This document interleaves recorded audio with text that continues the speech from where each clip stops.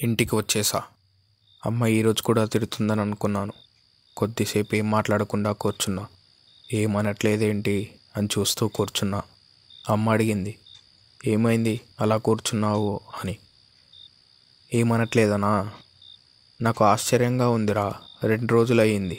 ఎక్కడికో వెళ్తున్నావు, చీకటి పడిన తర్వాత ఇంటికి వస్తున్నావు. ఎక్కడ తప్పిపోతావో అని నిన్ను అసలు సాయంత్రం అయితేనే బయటికి పంపించేదాన్ని కాదు. బయటికి వెళ్ళి మళ్ళీ తిరిగి వస్తున్నావు. నిన్నటి దాకా భయంగా ఉండే, ఈరోజు నమ్మకం వచ్చింది. నీ మెదడు సరిగ్గానే ఉంది కదా అని నేనన్నాను. అమ్మా, ఎవరైనా బయటికి వెళ్ళి తిరిగి ఇంటికి వచ్చే దారి మర్చిపోతే వాళ్ళని ప్రశ్న అడుగుతారు. నువ్వేంటి నన్ను అడుగుతున్నావు నీ మెదడు సరిగ్గా ఉందా అని? అమ్మ అనింది, కానీ నువ్వు దానికి ఈరోజు మొత్తం వ్యతిరేకంగా కనిపించడంతో అడిగాను. నీ మెదడు సరిగ్గా లేకపోతే కాదు, సరిగ్గా ఉంటేనే డౌట్ వస్తుంది అని. నేను అనుకున్నాను, అమ్మ నన్ను చూసి సంతోషపడుతుంది. నాలో ఈ మార్పుకు కారణం వర్ష.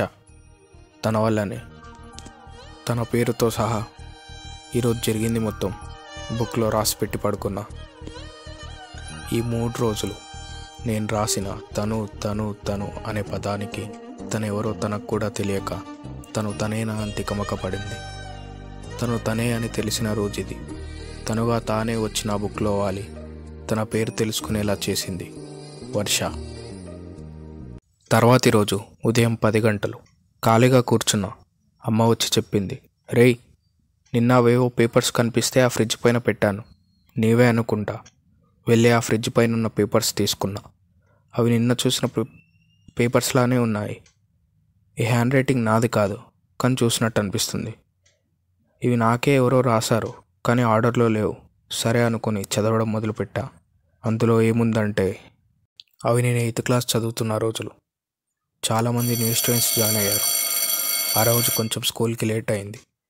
అప్పుడు తెలుగు క్లాస్ జరుగుతుంది. May come in madam? కమిన్ అని అనింది. పోయిన బెంచ్లో కూర్చుంటుంటే, ఆగు, అలాగే నిలబడి క్లాస్ విను అని మేడం చెప్పింది.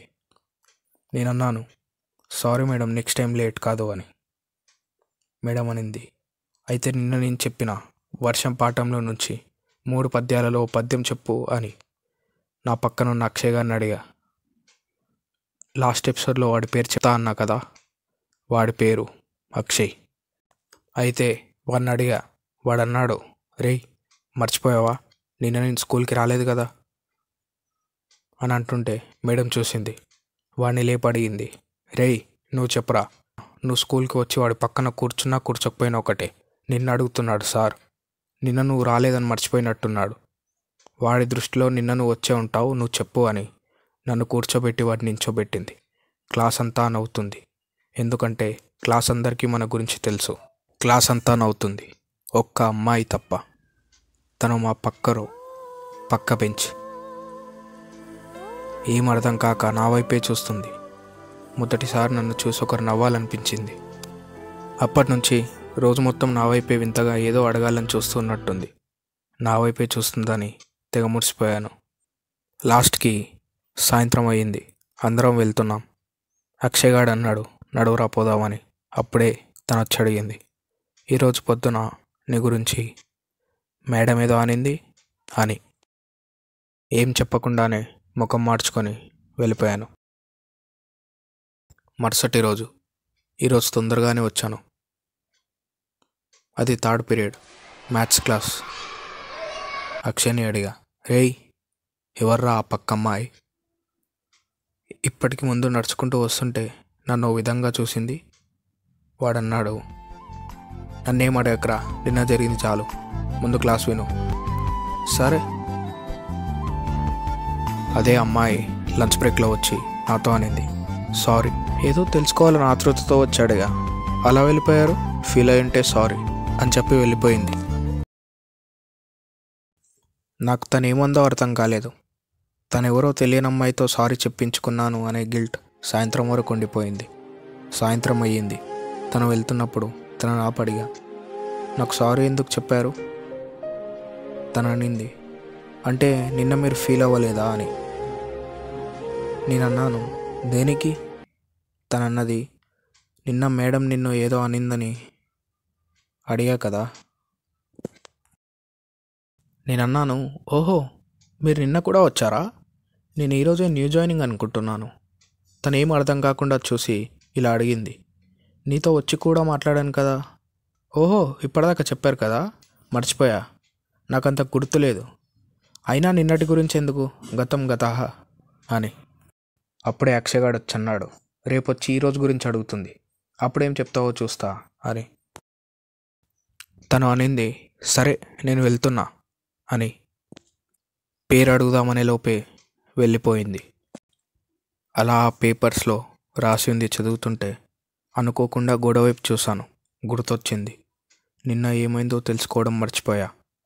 వెళ్ళి నిన్న నా రోజుని, నేను రాసి పెట్టుకున్న పేజీల్ని చదివి తెలుసుకున్నా. తన పేరు నాకు చెప్పిన రోజు, తన పేరు వర్ష అని తెలిసిన రోజు.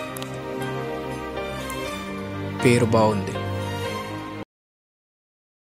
అప్పుడు సాయంత్రం 6 అవుతుంది. పరుగెత్తుకుంటూ వెళ్తున్నా. తన ఇంటి దగ్గరికి వచ్చా. నా పరుగు నన్ను సరైన చోటుకే తీసుకొచ్చింది. ఇంటి ముందు ఎవరూ లేరు. ఇంటి ముందుకెళ్ళి నించున్నా. తను ఇంట్లోనే ఉంది. పిలుద్దామంటే ధైర్యం సరిపోవడం లేదు. సమయం 6:30 అవుతుంది. తనే ఒకసారి తలుపు తెరిస్తే నేను కనబడతా, కానీ తలుపు తెరిచి చూడట్లే. వర్షం మొదలైంది. అలాగే వర్షంలో తడుస్తూ నించున్నా. వర్షం పడుతుందేమోనని చూడటానికి అనుకుంటా. తలుపు తెరిచి చూసింది. తడుస్తూ నిలబడ్డ నేను కనబడ్డా. తన కళ్ళల్లో కోపంతో కూడిన ఆశ్చర్యం చూశాను. ఎందుకంటే తలుపు తెరిచిన వెంటనే నేను కనబడ్డాను. తర్వాత వర్షంలో తడుస్తూ ఉన్న నా ఎదురుచూపు కనబడింది. కోపంలో నా వైపే వస్తూ నా చేయి పట్టుకొని తన ఇంటికి దగ్గరలో ఉన్న చెట్టు కిందికి తీసుకెళ్ళింది. కోపంతో ఇలా అనింది, రాత్రిపూట మా ఇంటి ముందుకు వచ్చేందుకు నించున్నావు? వర్షంలో తడుస్తూ కూడా అలాగే ఉండటం అవసరమా? ఏ చెట్టు కిందికో వెళ్ళి నించోవచ్చు కదా. నేను అన్నాను, అన్నిటికీ ఒకటే సమాధానం, నీ కోసం. చిన్నగా నవ్వి నా వైపు చూస్తూ ఇలా అనింది, నా కోసమా? ఎవరో తెలియని అమ్మాయి కోసం రోజు ఇలా రావడం అవసరమా? ఎందుకు వస్తున్నావు? నేను చెప్పాను, నువ్వు నాకు తెలుసంట. నువ్వు మా స్కూల్లోనే చదివావంట, మా క్లాసే అంట. తనన్నది, అంటా ఏంటి, నీకు తెలియదా? నేనన్నాను, తెలియదు. ప్రస్తుతానికి నీ పేరు మాత్రమే తెలుసు. ఎవరో ఒక పెద్ద ఆయన మేము మాట్లాడుతుంటే ఒక విధంగా చూసుకుంటూ పోతున్నాడు. నేను తనతో అన్నాను, ఒక అమ్మాయి అబ్బాయి ఏదో ఫ్రెండ్లీగా మాట్లాడుతుంటే అందరూ ఒక రకంగా చూస్తారేంటి అని. తను అనింది, నువ్వు చెప్పు, నాతో ఫ్రెండ్లీగానే మాట్లాడుతున్నావా? నన్ను ఫ్రెండ్గానే చూస్తున్నావా? ఫ్రెండ్ అనుకోనే మాట్లాడుతున్నావా అని. తను అడిగిన ప్రశ్నకి సమాధానం ఆలోచించి చెప్పేలోపే వాళ్ళ నాన్న చేతిలో గొడుగు పట్టుకొని గేట్ తీసుకొని తనను పిలుస్తూ వస్తున్నాడు. తను నాన్న పిలుస్తున్నాడని, నేను వెళ్తున్నానని బాయ్ చెప్పి వెళ్ళిపోయింది. వెళ్తే వెళ్ళింది కానీ ఒక గొడుగు కూడా ఇవ్వకుండా వెళ్ళింది. అలాగే తడుచుకుంటూ ఇంటికి వెళ్ళా. నాతో మాట్లాడినప్పుడల్లా నా మదిని పులితో తన రూపం చెక్కుతున్నట్టు అనిపిస్తుంది.